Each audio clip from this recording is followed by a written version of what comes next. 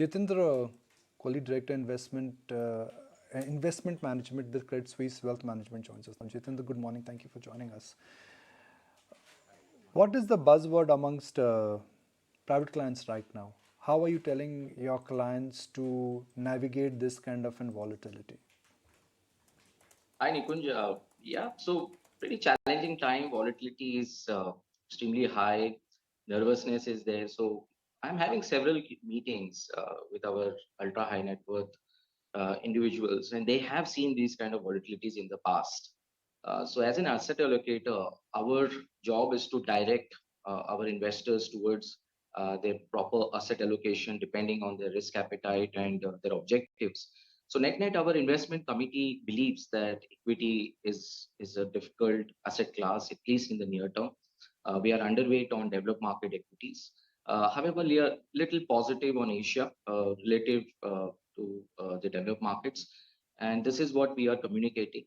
For little bit risk averse investors, we are overweight on bond portfolios. We think yields are attractive in India. But from a medium to long term perspective, we are extremely positive on Indian equity markets. We think that it's going to be in a sweet spot. We have been very vocal that India may command very high valuations and it may remain a very highly valued market. So from next 3 to 5 year perspective, if anyone has patience and investment horizon, I think equity looks a very differentiated and a very attractive asset class. So we are communicating our investors that look, first half of 2023 is going to be year of consolidation or some kind of correction as the valuation froth settles. However, from H2 onwards, we expect a good recovery in Indian equity market. So use this correction as a buying opportunity, certain sectors, certain stocks which are there for long term, and you will make money. Why do you think second half will be better than first half? Yes. No, why do you So think? see, there are two things to it. First is that right now it is extremely difficult to predict what Fed is going to do, looking at the inflation, looking at geopolitical situations. We are also seeing valuation is little bit higher side. So I think after this consolidation, as we move towards, let's say, post June 2023, there's a high probability that we may get more clarity in terms of the Fed tightening cycle. We were of the opinion that this is not a kind of 2002 to 2007 like scenario where Fed is going to tighten and equity markets will also do well. We expected that such a sharp tightening by the Fed may lead to some kind of correction or reset of growth projections, and that is largely now I think it's into price. We are also looking at inflation should starts to fall a bit in the second half because the base effect is going to catch up.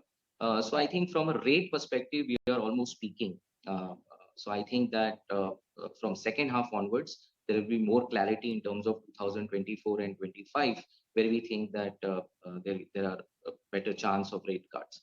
Secondly, we also have elections in 2024. So second half, we might start to see some more action in terms of taking exposure to Indian equities. Largely the risk premium of India, I would say that the political risk premium for India has fallen. And if we have another 5 year term government, a very stable government, then I think we might see more inflows in equities in the second half in that anticipation. So we think that yes, first half is going to be challenging because of valuations, because of Fed tightening, but second half these headwinds should start to abate as the base catches up. Jitendra, hi, morning. So in light of what you're saying, do you think that there's any worry right now when it comes to the overall banking sector? It seems like most of the experts on the street have said that the Silicon Valley bank crisis is unlikely to really have a contagion effect on Indian banks as a whole. What would be your outlook on the banking space? Hi. So I think yes, this is little concerning that what is happening in US, but we are also of the opinion that Asian banks are in a better position. In fact, Indian banks have better, tier one ratios, uh, and I think we are pretty much insulated from what is happening in US right now. However, one has to look at earlier, or I would say that pre-COVID levels, there were little opportunities. People were just looking at private banks. Some of the PSU banks, smaller banks were extremely struggling. But over a period of time, we have seen that banking system has cleaned up their books. So the opportunity is huge, and we are spoiled for choice. In fact, in the banking space, and hence overall sector-wise, if I look at the banking index, is cheap. It's not very expensive.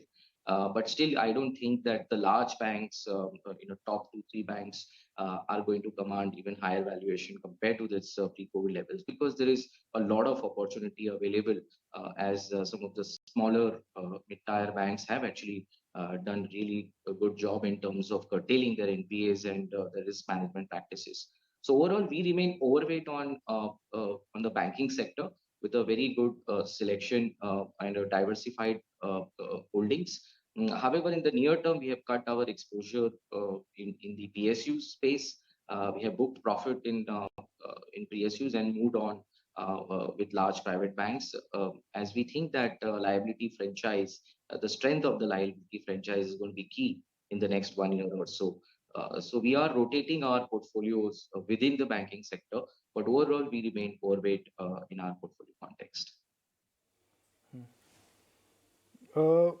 Let's understand a very basic scenario. Fixed income gives you 8% return and with a promise to lock in for a long period of time. The projected returns from equities will not be more than 11 to 12% as per most of the research reports I've read, which comes with volatility and which comes with a risk. With fixed income, there is a bit of a guarantee and there is no volatility. Why should one go for equities and when the projected returns are not more than 50% higher than fixed income?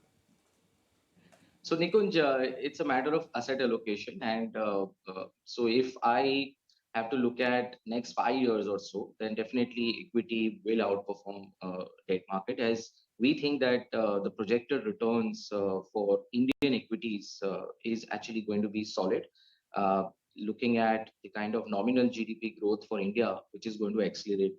So, for example, see, we think that India is coming out to be a good wealth creating market.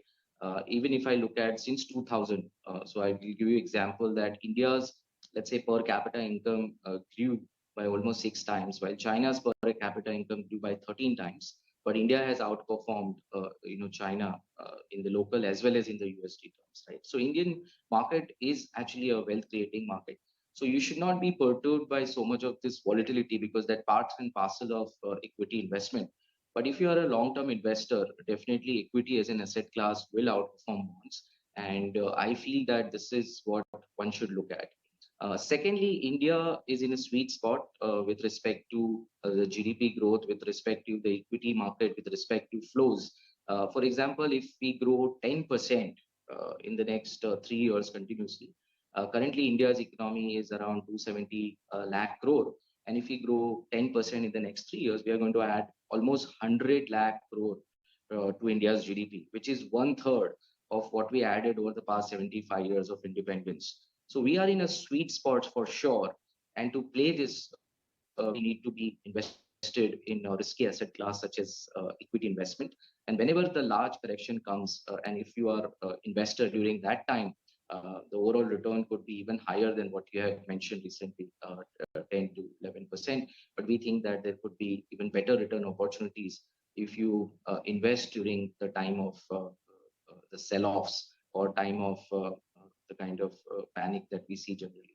So from a valuation perspective, it is extremely important when you enter in the equity market, and definitely when the correction comes, and if you are invested at that time, I think over the next 3-5 years, there's a double-digit kind of returns, which is pretty attractive.